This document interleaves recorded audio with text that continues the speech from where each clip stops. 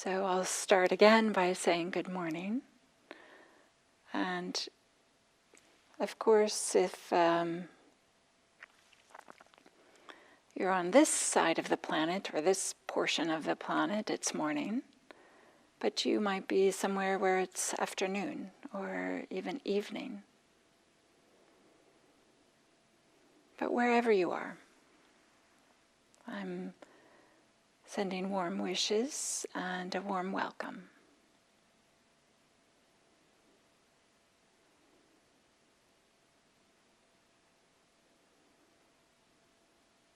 And we'll start with a guided meditation this morning.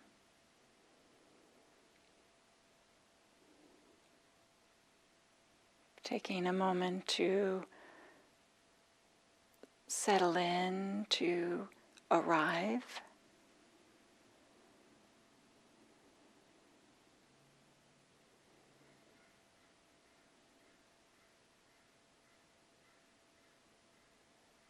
And maybe after, because there wasn't any sound, maybe there was a little activation. Can we just allow that to settle back down?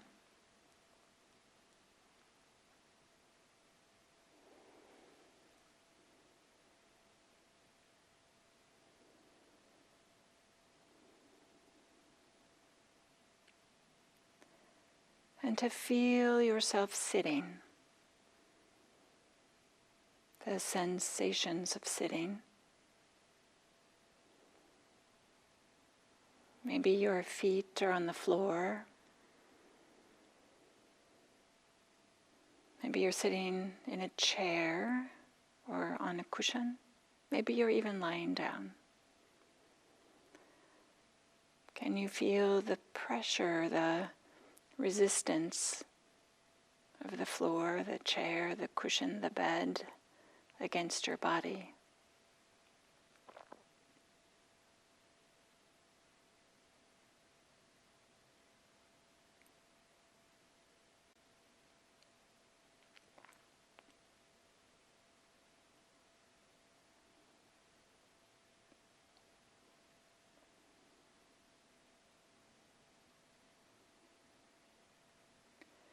Bringing an aliveness of attention. I like this expression, aliveness of attention, bringing some vitality, some energy to being here, now, in a relaxed, easy manner.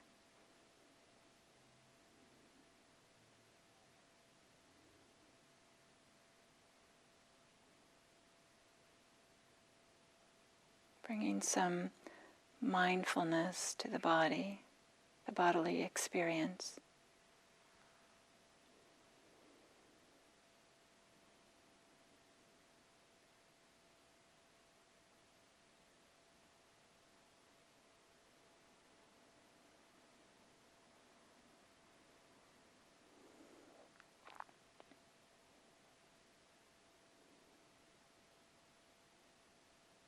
In some kind of way to inhabit the body with presence, awareness.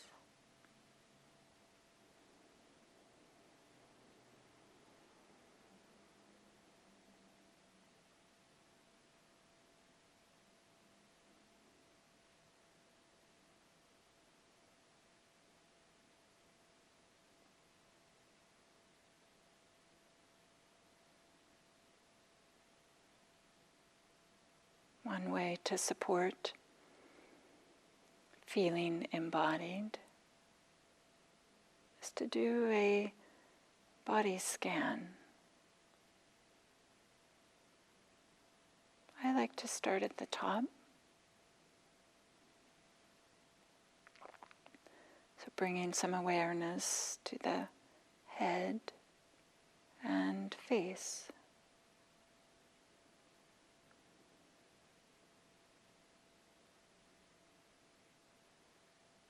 Checking in around the eyes and the mouth.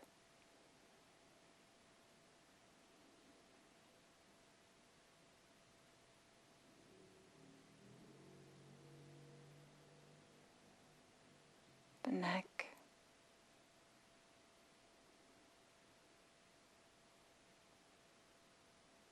and the shoulders. Seeing if there can be a little bit more letting go, a little bit of relaxation.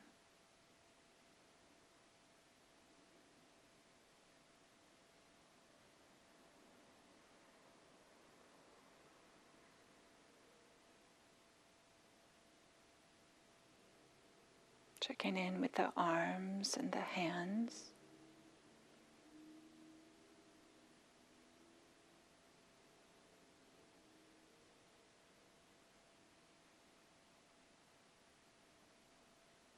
Receiving the sensations of the hands, what they are touching, or maybe the experience of having hands.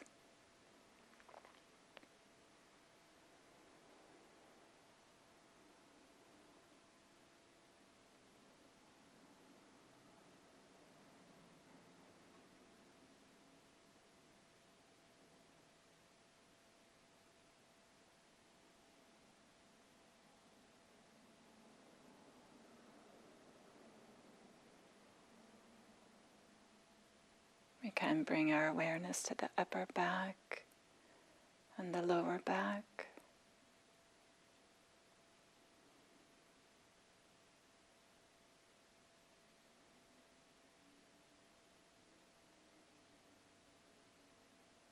The chest,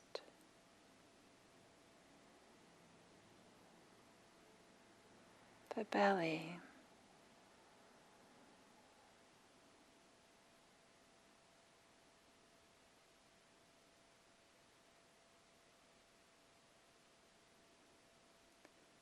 and part of the art of practice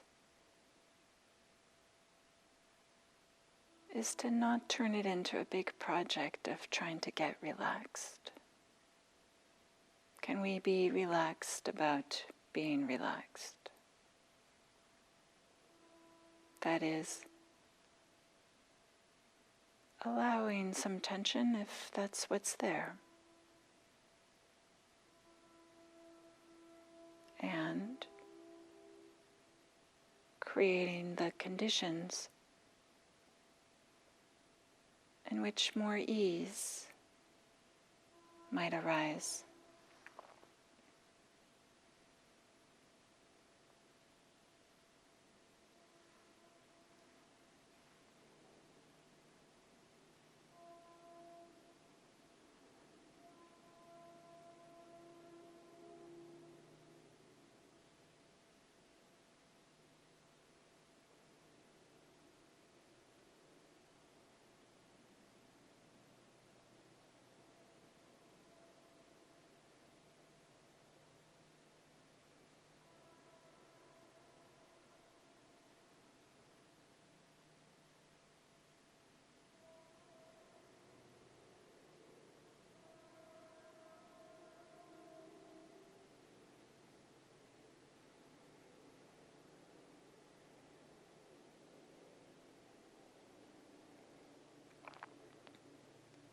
Can we just be with this experience of bodily life right now?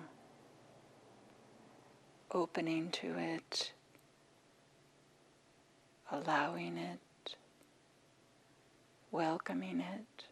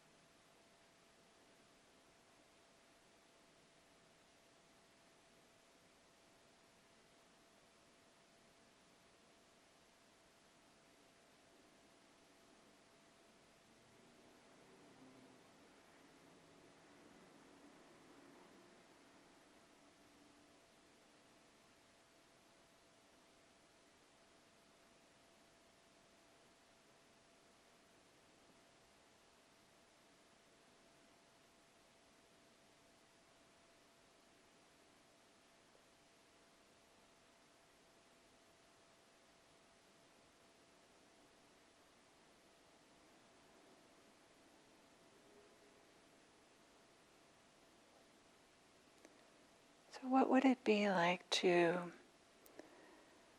have the stance of this meditation period, this time together, as being a time of kindness, as a movement of kindness, a gift of kindness to ourselves, to others, to consider that our practice, in whatever way we are experiencing it, but to practice is an act of kindness for ourselves and others.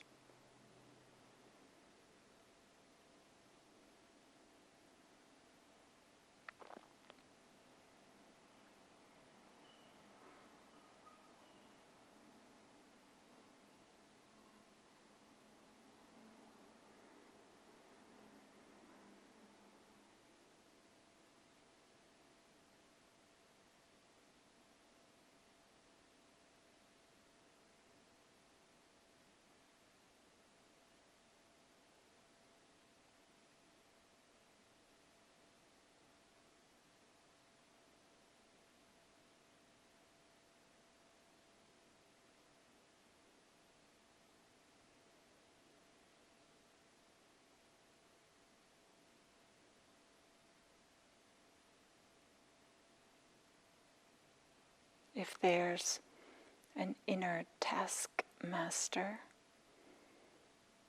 can we be kind towards that?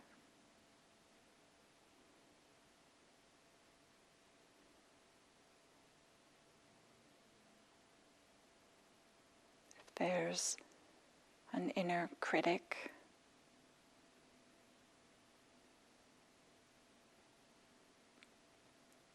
can we welcome that with warmth and care?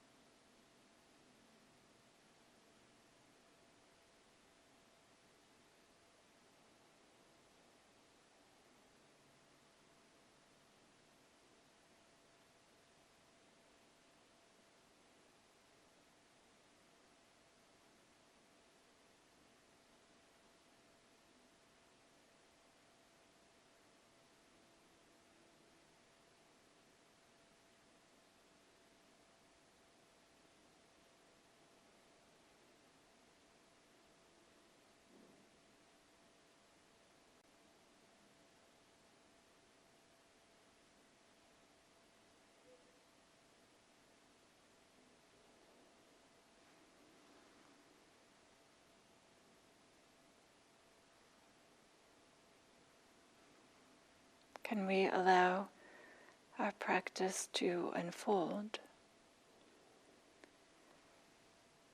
in an inner space of care, warmth, kindness?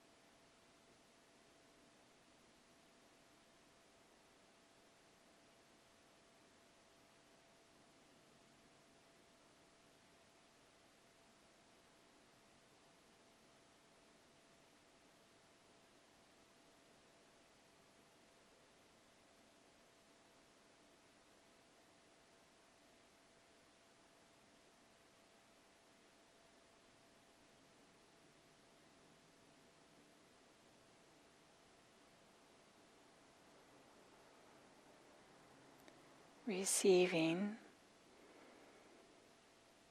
whichever experiences are arising.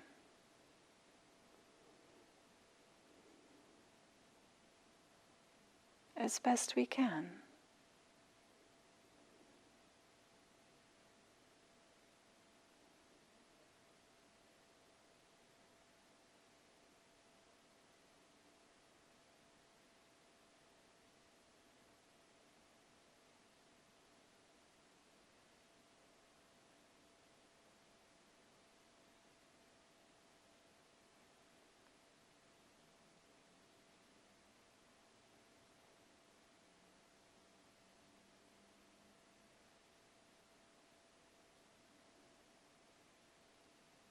Maybe it's the sensations of breathing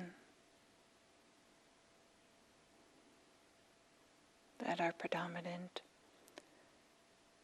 Maybe it's sounds. Maybe it's sensations in the body, the pressure, the chair or cushion against the body. Maybe a sharp experience in the knee or throbbing in the back.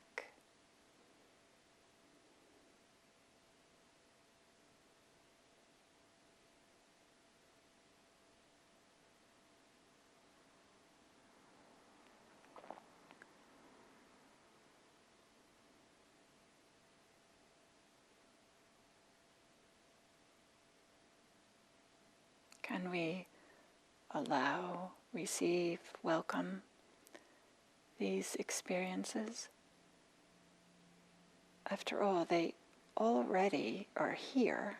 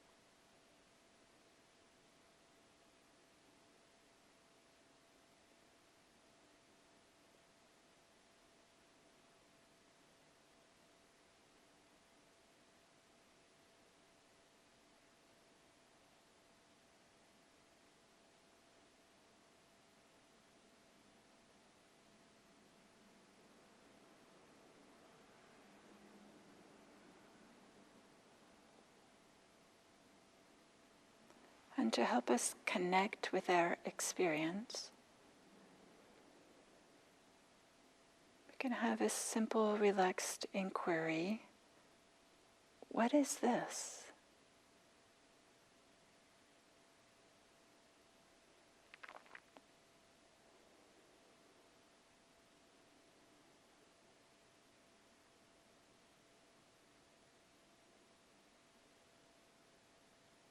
What is this?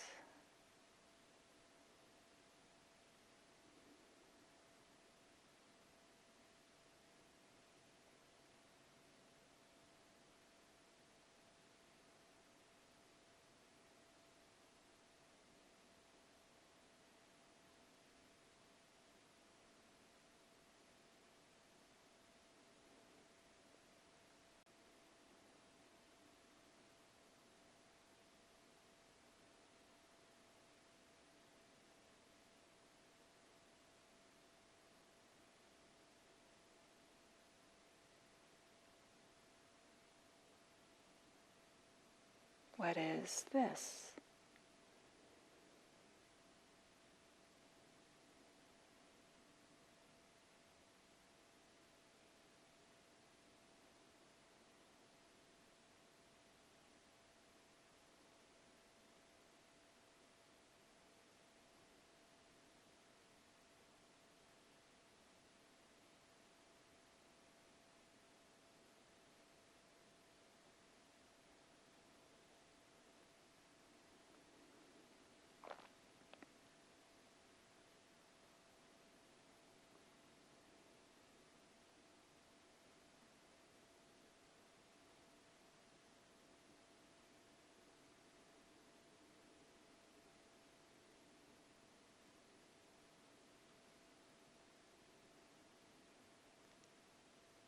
we're asking not so much that we have to find the answer or figure anything out,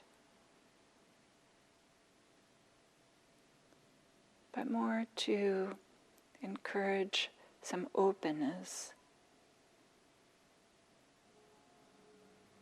Maybe what Suzuki Roshi would say, beginner's mind. What is this?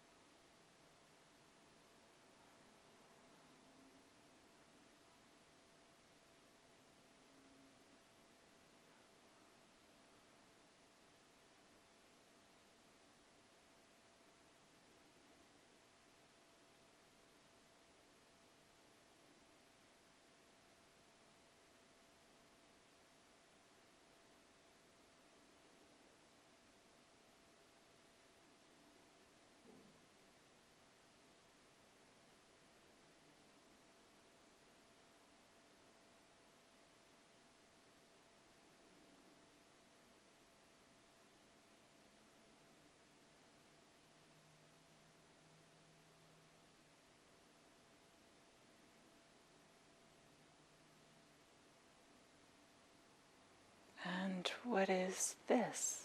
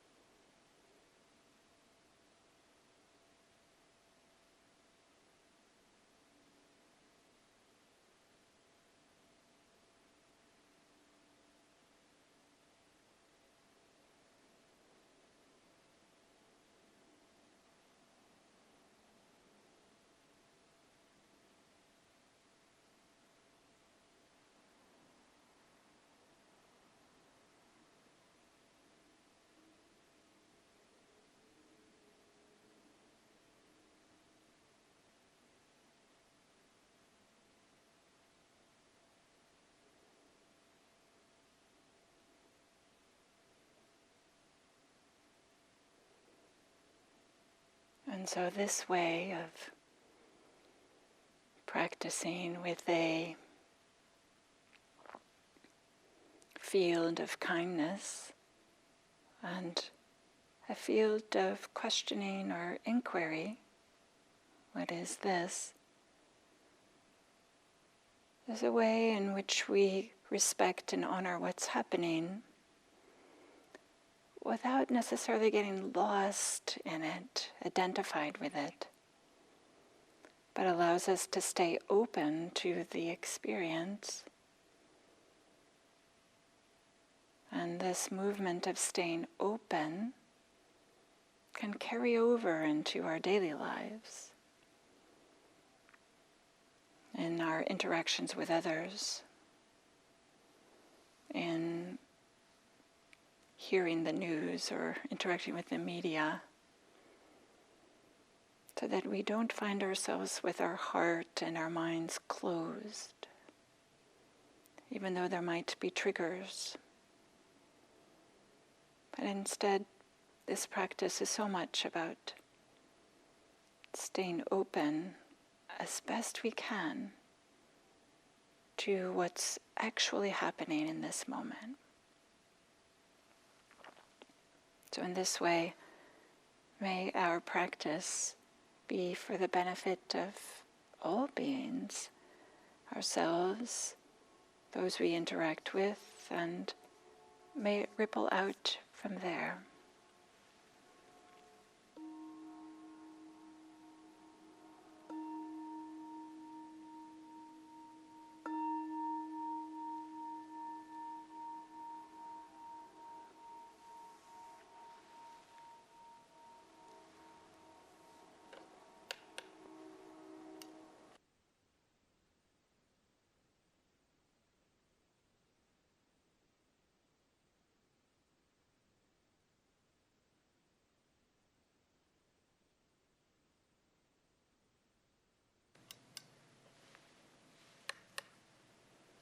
Good morning. So on these mornings here, or as I said earlier, whatever time of day it might be for you, on these daily sessions, I've been exploring the topic of questioning or inquiry. And today I want to talk a little bit about some resistance that might be there, of course. And there's a number of reasons why there might be some resistance. Maybe one is we might have the idea that, well, meditation should only be about just be with the experience. And there's a lot of wisdom in that, and that's a beautiful practice. But I would also say that part of our meditation practice is to learn to have some malleability, some flexibility, some openness. And so we might just gently inquire, do we have some rigidness, some lack of flexibility in the ways that we think about our practice and what practice should be and how it should not be? Or maybe we just have some preferences. Practice should only unfold in a way that's in accordance of our natural inclinations. It's a little bit funny that I'm saying that because some of you may know that I'm trained as a research scientist. So maybe it's my inclination to be questioning, to be investigating, to have some curiosity. So I bring this to my meditation practice, to my spiritual practice. And perhaps some of you have a similar inclination. So the invitation is for practice to maybe expand our ways that we think about practice and not only follow our preferences or what's easy or natural for us, because there might be times in which we need something more, in which we find ourselves being stuck, or we find ourselves with some real difficulties in which our regular practice isn't providing as much support as we would like. So in my view, it's helpful to have some familiarity with different ways of practicing. And then, of course, we can have one practice that seems the best, and that is in accordance with what our teacher is saying.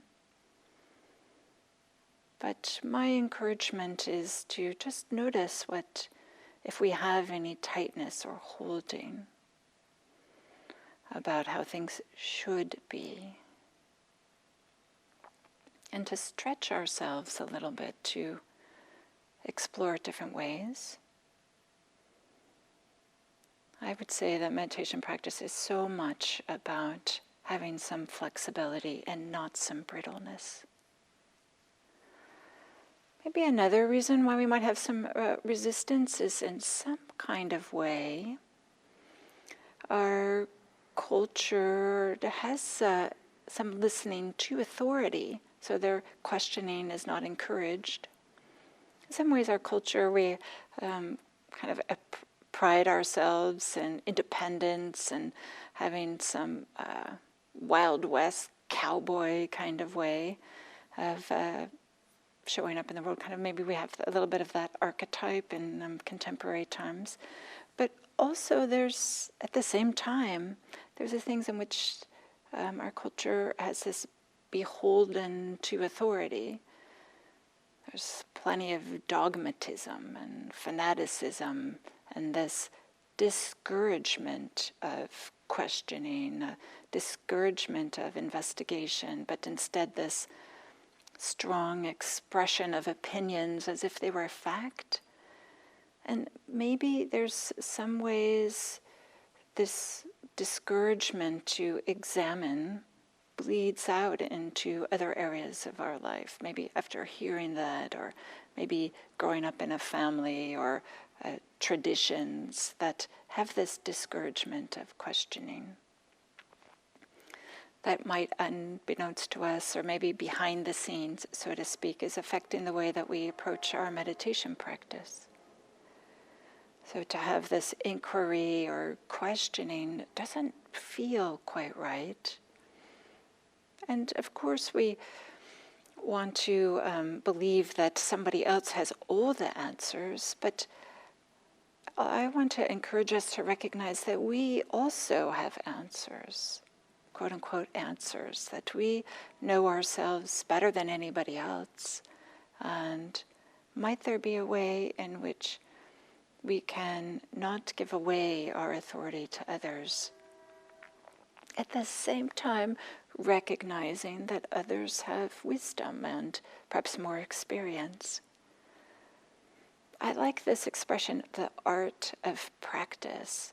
For me, right, this is to recognize that it's not just one way or another, but noticing that there might be times in which questioning the teacher, questioning our practice, questioning our beliefs is really helpful. And there might be times in which we follow the rules of a teacher or the suggestions of a teacher or the tradition as a way to support us. So how do we find our way with both of these? That's part of the art of practice. Another reason why the questioning might feel uncomfortable or there might be some resistance to it is if the inner critic is really active.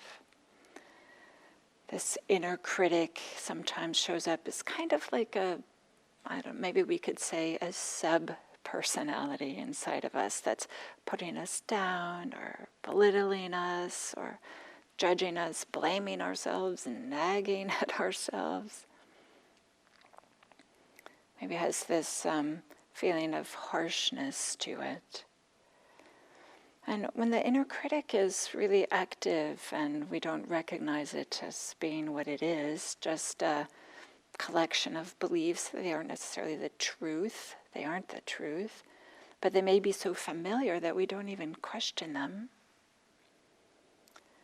But the types of questions that the inner critic asks are often questions that aren't helpful.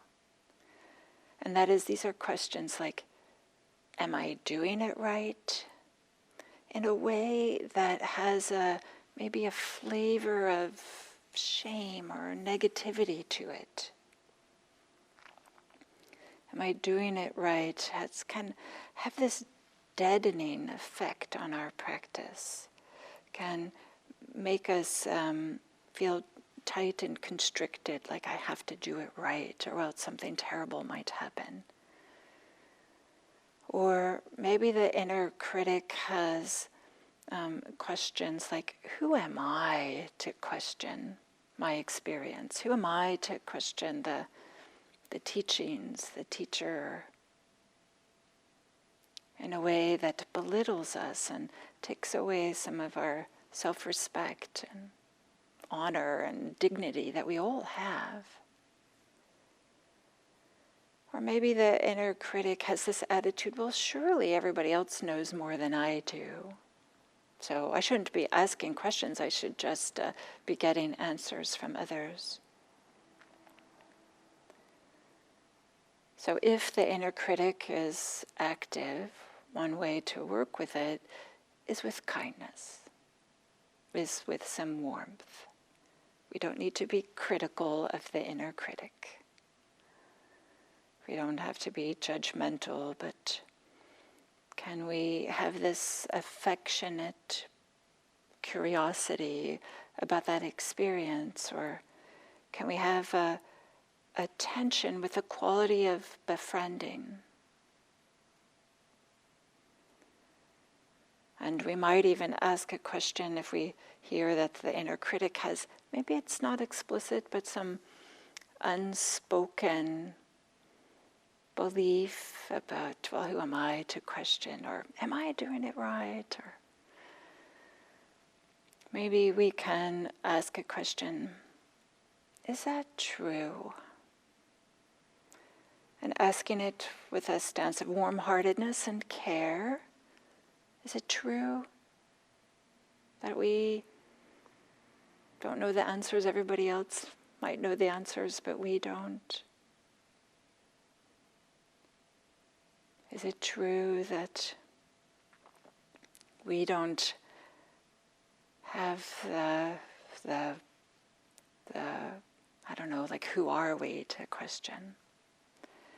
And maybe I'll just say that maybe something else about the working with the inner critic is, can we just let it be there? Okay, yeah, there's that experience also. I'm also experiencing the pressure of the chair or cushion against my body. I'm also hearing sounds. And then there's this, maybe this sub-personality, this kind of expression I'm using beneath us that is being critical. That's having us have some resistance to asking questions.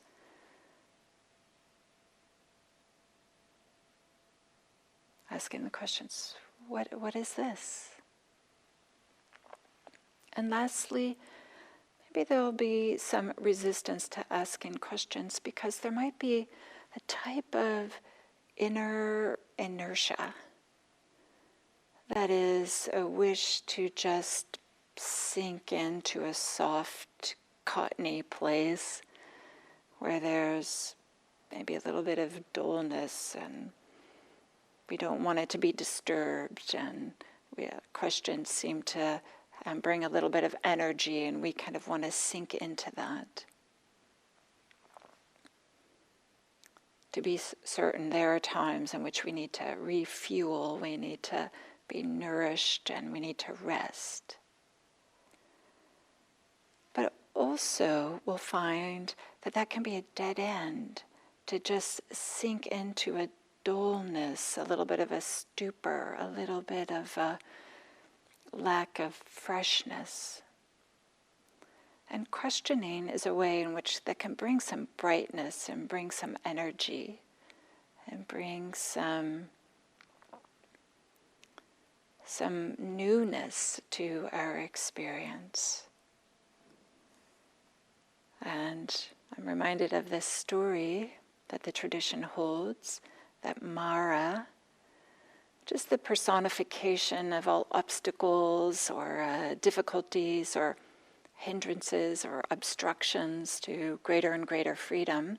So Mara goes to the Buddha while the Buddha is sitting underneath the Bodhi tree and has this intention to become awakened. And he's sitting there with his all of his being intent on he's going to find the way to the end of suffering.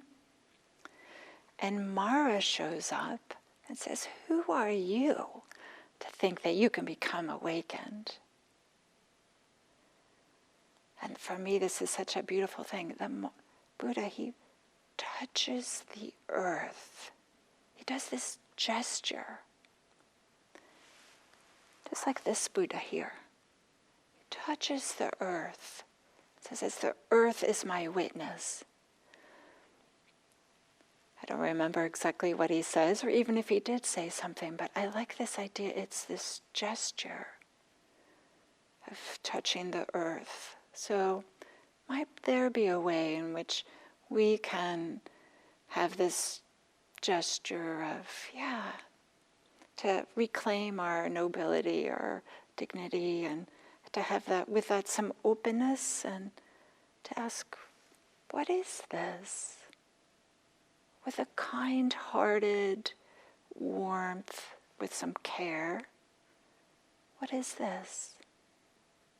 And this way, questioning could be an integral part of our practice. Maybe it's something that we use when we're experiencing difficulties. Maybe it's a regular stance that we take.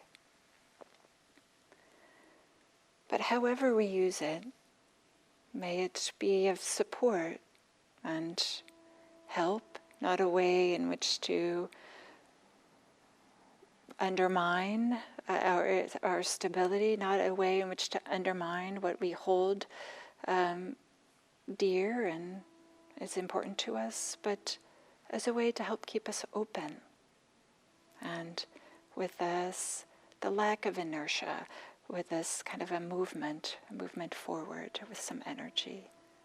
And in this way, might it be of support for us, and of course, support for others, those we come in contact with, and maybe those that then they come in contact with, and that they come in contact with, so that our practice may be for the benefit of all beings. Thank you.